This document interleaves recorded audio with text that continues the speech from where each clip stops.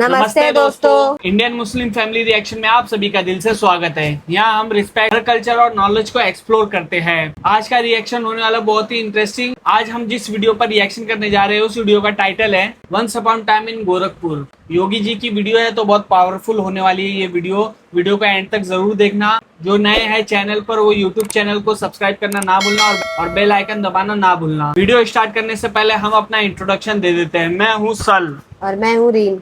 हम है सलरीन। हम सनातन धर्म को समझने की कोशिश कर रहे हैं। अगर हमसे कुछ भी गलती होती है बोलने में, एक्सप्लेन करने में या कुछ समझने में तो हमें माफ कर देना। हमारे हिंदू भाइयों से हमारी रिक्वेस्ट है। चलते हैं वीडियो की तरफ। उत्तराखंड के उत्तरकाशी जिले में एक फॉरेस्ट रेंजर आनंद मोहन बिष्ट तैनात थे। 5 जून 1972 के दिन आनंद की पत्नी सावित्री देवी को एक बेटा होता है जिसका नाम रखा जाता है अजय बिष्ट। सरकारी नौकरी के कारण आनंद का इधर उधर के जिलों में ट्रांसफर होता रहता था, इसलिए सावित्री अपने बेटे अजय और बाकी बच्चों को लेकर पौड़ी गढ़वाल जिले के पंचूर गांव में चली जाती हैं, जो उनका पैतृक गांव था। यहां 12वीं की पढ़ाई के बाद अजय ने कोटद्वार के पीजी गवर्नमेंट कॉलेज में ग्रेजुएशन करने के लिए एडमिशन ले लिया। यहाँ पहले से ही अजय की बहन कौशल्या का देवर जयप्रकाश पढ़ रहा था और communist party of India Marxist के छात्र संगठन SFI का मेंबर था। जयप्रकाश ने अजय को SFI में शामिल करने के लिए एकदम मना लिया था, लेकिन प्रमोद रावत नाम के एक स्टूडेंट के कहने पर अजय ने RSS के छात्र संगठन ABVP को ज्वाइन कर लिया। साल 1992 में अजय ने कॉलेज स्टूडेंट यूनियन के सेक्रेटरी पद पर चुनाव लड़ने की इच्छा जताई, लेकिन ABVP ने अजय को टिकट नहीं दी। अजय को चुनाव लड़ने का इतना मन था कि निर्दलीय ही चुनाव में खड़े हो जाते हैं, लेकिन इस चुनाव में अजय की बुरी तरह से हार होती है और वो 6वें नंबर पर आते हैं। इसके बाद अजय ने ऋषिकेश के ही पंडित ललित मोहन शर्मा कॉलेज में MSc मैथमेटिक्स में एडमिशन ले लिया। MSc फर्स्ट ईयर के दौरान ही अजय का गोरखपुर की गोरखनाथ मठ के महंत अवैधनाथ से मिलना जुलना शुरू हो जाता है। महंत अवैधनाथ अजय के दूर के चाचा लगते थे और इस समय गोरखपुर से लोकसभा सांसद बन चुके थे। आपने अभी केरला में जहाँ कांग्रेस सरकार है, अभी वहाँ पर इतवार को छुट्टी होती थी, आपने शुक्रवार को छुट्टी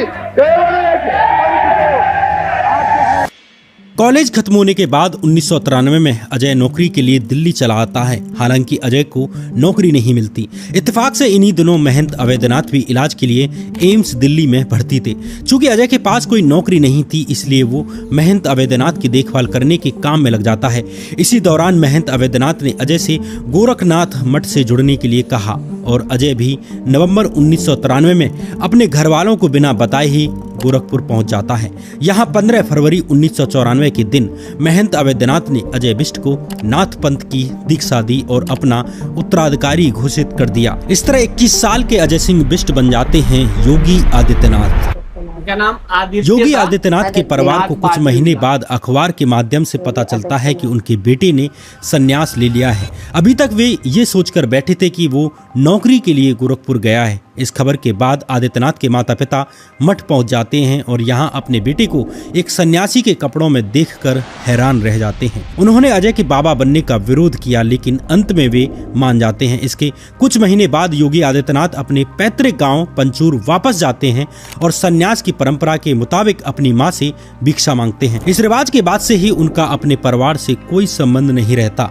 उनके परिवार के लोग भी अब उन्हें महाराज जी बोलने लगे। यहाँ गोरखनाथ मठ के बारे में थोड़ा डिटेल में जानना जरूरी है ताकि आप मेकिंग ऑफ योगी आदित्यनाथ और पॉलिटिक्स ऑफ गोरखपुर पीठ को समझ सकें, जो योगी आदित्यनाथ के जीवन का सबसे इम्पोर्टेंट चैप्टर है। गोरखनाथ मठ का नाम नाथ संप्रदाय के गुरु गोरखनाथ से आता है। नाथ संप्रदाय की मान्यताओं के अनुसार आदिनाथ यानी कि भगवान शिव स्वयं इस परंपरा के संस्थापक थे। उनके बाद मत्स्येंद्र नाथ एक प्रमुख गुरु हुए और इन्हीं के शिष्य हुए गुरु गोरखनाथ। गोरखनाथ ने नाथ संप्रदाय को संगठित किया और सारी योग विद्याओं को एक साथ लेकर आए। नाथ संप्रदाय के प्रचार के लिए गोरखनाथ पूरे देश में यात्राएं करते हैं। इसी कड़ी में उन्होंने गोरखपुर में तपस्या की थी। यहीं उनके अनुयायियों ने बाद में एक मठ की स्थापना कर दी, जो आगे चलकर गोरखनाथ पीठ बना। इन्हीं गोरखनाथ के नाम पर गोरखपुर जिले का नाम पड़ता है। गोरखनाथ मठ की परंपरा निर्गुण धारा की थी, जहाँ सिर्फ एक अखंड धूनी जलती थी और कोई मूर्ति पूजा नहीं होती थी। यह वो मठ था जिसकी दीवारों पर गोरखवाणी के साथ साथ कबीरवाणी भी खुदी हुई थी। गोरखनाथ मठ एक सेकुलर मठ था जहां पर हर जाति, धर्म और वर्ग के लोग आ जा सकते थे। नाथ संप्रदाय में दीक्षा लेने के बाद व्यक्ति केवल नाथ रह जाता था, उसकी पुरानी पहचान मिट जाती है। काला और भगवा चोला ओढ़े पूर्वांचल और बिहार की गली गली में घूमकर आटा मांगने वाले जोगी इसी मठ से जुड़े हुए थे। इनमें से एक बड़ी संख्या नाथी मुसलमानों की थी। पूर्वी उत्तर प्रदेश में आज भी मुस्लिम नाथ जोगियों के कई गांव हैं जो गेरुआ वस्त्र पहनकर नाथ परंपरा के अनुसार मुस्लिम भजन नाथ गाते भी होते हैं। हैं। गोरखनाथ के बाद उनके शिष्य वरदरात और उसके बाद कमेंट में बताना। रामचंद्र नाथ, बालक कमेंट्स नाथ, में बताना संतोष नाथ, दोस्तों। गंभीर नाथ जैसे संतों ने इस मठ को संभाला। मुस्लिम नाथ लेकिन में first time 1940 के दशक में इस मठ का हिंदूकरण शुरू हो जाता है। तो ये जो गोरखनाथ मंदिर की जमीन है, ये लोग कहते हैं कि आसिफुद्दौला की दी हुई है। अब ये कि इस बीच में लोग कहते हैं कि इस मंदिर में एक प्रॉब्लम ये हुई कि इसकी ओनरशिप का झगड़ा चला, इसका मुकदमा चला और तकरीबन सन 1929-30 आते आते फैसला हो गया एक साहब के फेवर में जो ठाकुर थे, राजपूत थे, और उन्होंने यहाँ पर जिसको अपना वो बनाया वो दिग्विजय नाथ जी थे, योगी दिग्विजय नाथ। साल 1937 में दिग्विजयनाथ गोरखनाथ मठ के मुख्य महंत बन जाते हैं। उदयपुर के रहने वाले दिग्विजयनाथ जाति से राजपूत थे और अनाथ थे। 8 साल की उम्र में ही इनकी मां की डेथ हो जाती है। इसके बाद इन्हें नाथ पंथ योगी फूलनाथ अपने साथ गोरखपुर ले आते हैं। इस तरह दिग्विजयनाथ गोरखपुर में ही बड़े होते हैं। दिग्विजयनाथ शुरू में कांग्रेस में हुआ करते थे और 1920 के मूवमेंट में गांधी के साथ अंग्रेजों के खिलाफ आंदोलनों में शामिल हुए। लेकिन आगे चलकर दिग्विजयनाथ का गांधी और कांग्रेस से मोहभंग हो जाता है। 1940 के समय दिग्विजयनाथ हिंदू महासभा में शामिल हो जाते हैं जो गांधी और कांग्रेस की कट्टर विरोधी थी, जिसमें सावरकर एक बड़े नेता थे। दिग्विजयनाथ के प्रभाव को देखते हुए उन्हें संयुक्त प्रांत यानी कि आज के उत्तर प्रदेश का हिंदू महासभा का अध्यक्ष बना दिया जाता है। हिंदू महासभा से जुड़े गोडसे ने 30 जनवरी 1948 के दिन गांधी की हत्या कर दी। गांधी हत्या की साजिश में सावरकर का नाम भी आया। साथ ही महंत दिग्विजयनाथ पर भी गांधी हत्या के लिए उकसाने का आरोप लगा। दिग्विजयनाथ राणा सांगा से कम नहीं थे। गांधी वध दिग्विजयनाथ जी की पिस्तौल से हुआ है। गांधी जी की हत्या से 3 दिन पहले ही दिग्विजयनाथ ने एक सभा में कथित तौर पर हिंदुओं को महात्मा को मार देने के लिए उकसाया था। इस कारण दिग्विजयनाथ को 9 महीने जेल में रहना पड़ा। हालांकि बाद में सबूतों के अभाव में दिग्विजयनाथ को बाइज्जत रिहा कर दिया जाता है। ये गोरखनाथ पीठ के महंत दिग्विजयनाथ ही थे जिन्होंने राम मंदिर के मामले को सबसे पहले बड़े लेवल पर एक राजनीतिक मामला बनाया। साल 1949 में दिग्विजयनाथ ने अयोध्या की बाबरी मस्जिद के सामने 9 दिन का रामचरितमानस का पाठ आयोजित किया। इसके 9वें दिन ही बाबरी मस्जिद में चुपके से राम मूर्ति स्थापित कर दी जाती है और कह दिया जाता है कि भगवान राम स्वयं बाबरी मस्जिद में प्रकट हुए हैं, जबकि असलियत ये थी कि हिंदूवादी नेताओं ने रात में चुपके से बाबरी मस्जिद में भगवान राम की मूर्तियां रख दी थी। राम मंदिर को लेकर मैंने डिटेल्ड वीडियो बनाई हैं जिन्हें आप मेरे चैनल पर भी सर्च करके देख सकते हैं। बाबरी मस्जिद में भगवान राम की मूर्तियां रखे जाने से ही ये मामला देश में सांप्रदायिकता फैलाने का सबसे बड़ा मुद्दा बन जाता है। उस समय इस विवाद से बचने के लिए नेहरू सरकार ने बाबरी मस्जिद की सरकारी तालाबंदी करवा दी। इस मामले से दिग्विजयनाथ की हिंदू महासभा में और प्रतिष्ठा बढ़ती है। उन्हें हिंदू महासभा का महामंत्री बना दिया जाता है। गोरखनाथ पीठ के महंत दिग्विजयनाथ राम मंदिर आंदोलन के शुरुआती दौर से जुड़े रहे हैं। 1967 तक दिग्विजयनाथ का दबदबा इतना बढ़ चुका था कि वे सांसदी के लिए निर्दलीय खड़े हो जाते हैं और कांग्रेस नेता एसएल सक्सेना को 42,700 वोटों से हरा देते हैं। इससे पहले 1962 में ही महंत दिग्विजयनाथ के शिष्य महंत अवैधनाथ गोरखपुर की मणिराम विधानसभा से एमएलए बन चुके थे। यहाँ से गोरखनाथ पीठ का राजनीतिकरण शुरू हो जाता है। साल 1969 में दिग्विजयनाथ की मौत के बाद उनके उत्तराधिकारी महंत अवैधनाथ गोरखपुर मठ के हेड बन जाते हैं। महंत अवैधनाथ का जन्म उत्तराखंड के पौड़ी गढ़वाल जिले के कांदी गांव में हुआ था। ये वही जिला है जो योगी आदित्यनाथ का भी गृह जिला था। महंत अवैधनाथ भी राजपूत जाति से आते थे और अवैधनाथ ने भी बचपन में ही अपने माता पिता को खो दिया था और किस्मत ने उन्हें दिग्विजयनाथ के पास पहुंचा दिया, जिन्होंने उन्हें अपना उत्तराधिकारी बना दिया। महंत दिग्विजयनाथ की मौत के बाद 1970 में गोरखपुर में उपचुनाव होते हैं। इन चुनावों में अवैधनाथ निर्दलीय खड़े होते हैं और आराम से जीत जाते हैं। अपने गुरु की तरह ही महंत अवैधनाथ ने भी राम मंदिर की राजनीति शुरू कर दी। इस देश में यदि हिंदू मुस्लिम एकता स्थापित करनी है, भाईचारा स्थापित करना है, तो उसके लिए निश्चित रूप से आपको जो है ये आज जितने भी गुलामी के चिन्ह हो वो आप भावना के साथ हिंदुओं को दे देना चाहिए। 21 जुलाई 1984 के दिन अयोध्या के वाल्मीकि भवन में देश भर के साधु संतों की बैठक में श्री राम जन्मभूमि यज्ञ समिति का गठन किया जाता है, जिसमें महंत अवैधनाथ को सर्वसम्मति से इस समिति का अध्यक्ष चुन लिया जाता है। महंत अवैधनाथ ने 1 नवंबर 1985 के दिन आयोजित एक धर्म संसद में सरकार को अल्टीमेटम दे दिया कि या तो सरकार 8 मार्च 1986 को श्री राम जन्मभूमि के ताले खुलवा दे या सरकार साधु संतों के एक बड़े आंदोलन को झेलने के लिए तैयार रहे। आज इस देश में आज हिंदू कहना अपराध हो गया है, आज हिंदू राष्ट्र की बात करना अपराध हो गया है। अंततः कोर्ट ने ऑर्डर दे दिया कि 1 फरवरी 1986 को राम जन्मभूमि के ताले खोल दिए जाएं। 1989 में इलाहाबाद के कुंभ मेले में विश्व हिंदू परिषद द्वारा आयोजित धर्म संसद में अवैधनाथ ने भाषण दिया कि कुरान मुसलमानों को दूसरे धर्मों के पवित्र स्थानों पर मस्जिद बनाने से मना करती है, इसलिए बाबरी मस्जिद को हटाना जायज है। ये भाषण राम जन्मभूमि आंदोलन में एक टर्निंग पॉइंट था। 1989 में महंत अवैधनाथ दोबारा हिंदू महासभा की सीट पर चुनाव में खड़े होते हैं और एक बार फिर सांसद बन जाते हैं। 1990 में जब राम मंदिर आंदोलन अपने चरम पर था, अवैधनाथ इसके सबसे प्रमुख चेहरों में से एक बन चुके थे। 1991 में जब दोबारा लोकसभा चुनाव हुए तो अवैधनाथ भाजपा के टिकट पर गोरखपुर में लोकसभा सांसद चुन लिए गए। फिर आता है 1992 जब 6 दिसंबर के दिन बाबरी मस्जिद को ढहा दिया जाता है। इस वक्त महंत अवैधनाथ भी यहाँ पर मौजूद थे। बाबरी मामले की जांच करने वाले लिब्राहन आयोग ने अपनी रिपोर्ट में अवैधनाथ का नाम उन लोगों की सूची में शामिल किया जिन्होंने देश को सांप्रदायिकता की कगार पर ले जाने का काम किया, लेकिन इससे उनकी लोकप्रियता में कोई कमी नहीं आती बल्कि उनकी साख और अधिक बढ़ जाती है।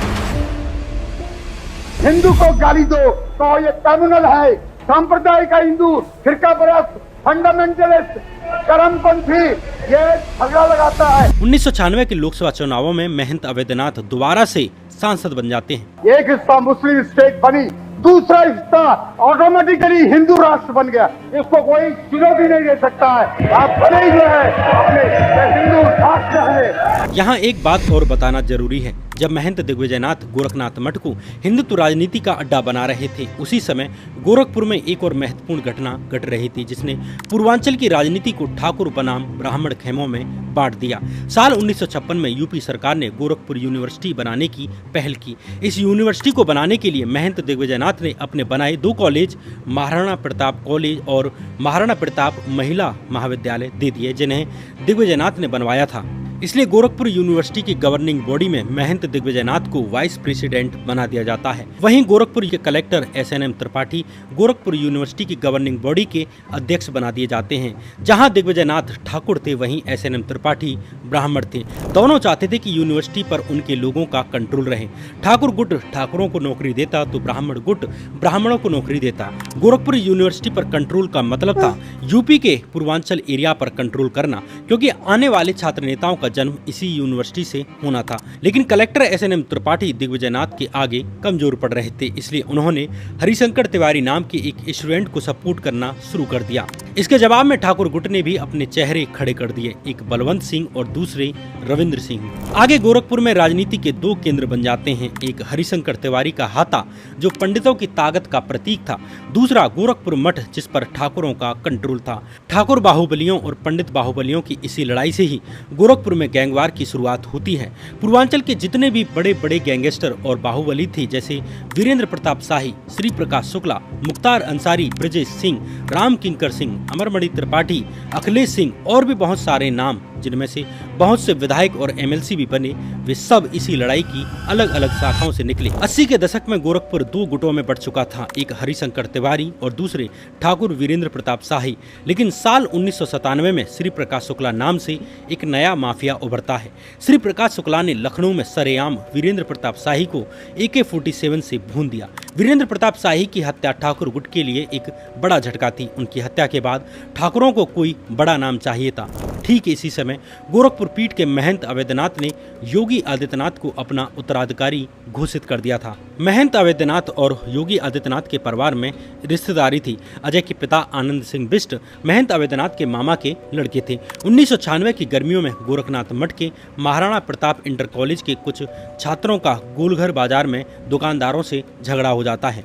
छोटी सी बात पर शुरू हुआ ये झगड़ा जल्द ही बड़ा मामला बन जाता है, जिसके बाद पुलिस ने छात्रों का हॉस्टल तक पीछा किया। इस मामले में योगी आदित्यनाथ छात्रों की तरफ से समर्थन में उतर आते हैं और उनके सपोर्ट में हॉस्टल पहुंच जाते हैं। योगी की मौजूदगी से छात्रों में जोश आ जाता है और वे उनके पीछे इकट्ठा हो जाते हैं। अंत में पुलिस को पीछे हटना पड़ता है। इस घटना से गोरखपुर के छात्रों को योगी आदित्यनाथ में एक आदर्श नेता मिल चुका था। योगी के उदय ने ठाकुरों की लीडरशिप में आए शून्य को भी भरना शुरू कर दिया। साल 1996 में महंत अवैधनाथ ने योगी आदित्यनाथ को अपने प्रचार प्रबंधन का प्रभारी बना दिया। साल 1998 में देश में एक बार फिर से लोकसभा चुनाव होते हैं, लेकिन महंत अवैधनाथ ने अपनी उम्र को देखते हुए राजनीति से संन्यास ले लिया और अपनी राजनीतिक विरासत आदित्यनाथ को सौंप दी। इस तरह साल 1998 के लोकसभा चुनावों में महंत अवैधनाथ की जगह योगी आदित्यनाथ खड़े होते हैं, जिसमें योगी आदित्यनाथ की अच्छी खासी जीत होती है। इस चुनाव में जीत के साथ ही योगी आदित्यनाथ लोकसभा के सबसे कम उम्र के सांसद बन जाते हैं। इस वक्त योगी की उम्र मात्र 26 साल थी। अहम आदित्यनाथ लोकसभाया सदस्यत्वेन निर्वाचितः निश्चितेन परमेश्वरस्य नाम्नः सपे। हालांकि योगी आदित्यनाथ जीत तो जाते हैं, लेकिन उनकी जीत का अंतर उनके गुरु के अंतर के मुकाबले आधे से भी कम हो जाता है। जहां 1996 में महंत अवैधनाथ लगभग 56,880 वोट से जीते थे, वहीं आदित्यनाथ केवल 26,000 वोटों से जीत सके। समाजवादी पार्टी के उम्मीदवार जमुना प्रसाद निषाद ने योगी आदित्यनाथ को कड़ी टक्कर दी थी। इस वक्त तक समाजवादी पार्टी गोरखपुर में भाजपा के लिए एक चैलेंज बन चुकी थी। सपा के साथ मुस्लिम और ओबीसी की कई जातियों का वोट बैंक सीधे सीधे जुड़ चुका था। इधर गोरखपुर क्षेत्र में खुद को रेलेवेंट रखने के लिए योगी ने हिंदूवादी राजनीति को और तेज कर दिया। गोरखपुर में अब कोई भी छोटी मोटी बात होती तो आदित्यनाथ अपने लोगों के साथ मौके पर पहुंच जाते और प्रशासन को उनकी बात माननी पड़ती। देश के अंदर इस प्रकार की स्थितियां पैदा करिए क्योंकि हिंदुओं का संगठन कर सके, हिंदू समाज को एक सूत्र में जोड़ सके, आक्रामकता के साथ अपनी कार्रवाई को अंजाम दे सके। साल 1999 में पंचरुखिया में मुस्लिम समुदाय के लोगों ने कब्रिस्तान की जमीन का विस्तार करने के लिए एक पुराने पीपल के पेड़ को हटा दिया। हटाने वालों ने आर्गुमेंट दिया कि ये जगह मुस्लिम कब्रिस्तान का हिस्सा है, लेकिन जैसे ही ये खबर आदित्यनाथ तक पहुंचती है तो उन्होंने तुरंत घोषणा कर दी कि वे सीधे पंचरुखिया जाएंगे और उसी जगह पर फिर से पीपल का पेड़ लगाएंगे। लेकिन जैसे ही योगी गाँव पहुँचते हैं और वो अपना काम शुरू कर पाते, उससे पहले ही पुलिस आ जाती है। इस वक्त तक समाजवादी पार्टी के नेता तलत अजीज ने गांव में एक सभा बुला ली। योगी और तलत अजीज के कारण गांव का माहौल खराब हो जाता है। योगी आदित्यनाथ का काफिला गांव से वापस निकल ही रहा था कि तभी तलत अजीज के कार्यकर्ताओं की एक भीड़ ने योगी आदित्यनाथ के काफिले की आखिरी गाड़ी पर पथराव कर दिया। जब योगी को इस बात की सूचना मिलती है तो वे वापस लौटने लगते हैं। इससे माहौल इतना बिगड़ जाता है कि दोनों तरफ से पहले गुस्से में नारेबाजी की जाती है और फिर गोलियां चलने लगती हैं। इस गोलीबाजी में तलत अजीज के security guard head constable Satyaprakash Yadav की मौत हो जाती है। गोली चलाई मेरे पर और उस गोली के उसमें मेरा जो अंगरक्षक था उस वक्त हेड कांस्टेबल सत्यप्रकाश यादव 26 साल का नौजवान लड़का, वो मारा गया। हेड इंजरी, इन्होंने मुंह पर गोली लगाई, उसकी चलाई। डरकर तलत अजीज और उनके बाकी कार्यकर्ता खेतों में भाग गए।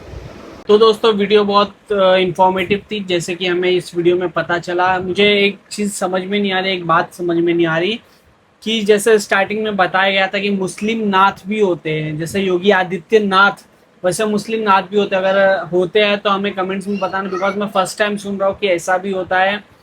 और ये फर्स्ट पार्ट है। रीन को कैसी वीडियो लगी? एक 26 साल का नौजवान सांसद में पहुंच गया, वही बहुत बड़ी बात है। और वीडियो काफ़ी इंफॉर्मेशन थी, बहुत ही अच्छी थी वीडियो, बहुत ही अच्छा लगा हमें कि उन्होंने मतलब अपने पैरों पे खड़ा होके कुछ बनने कुछ करने की सोची। तो दोस्तों आज के वीडियो में इतना ही। अगर आपको हमारा रिएक्शन वीडियो पसंद आया हो तो हमारे वीडियो को लाइक शेयर सब्सक्राइब करना बिल्कुल नहीं भूलना। मिलते हैं सेकंड पार्ट में। Take care.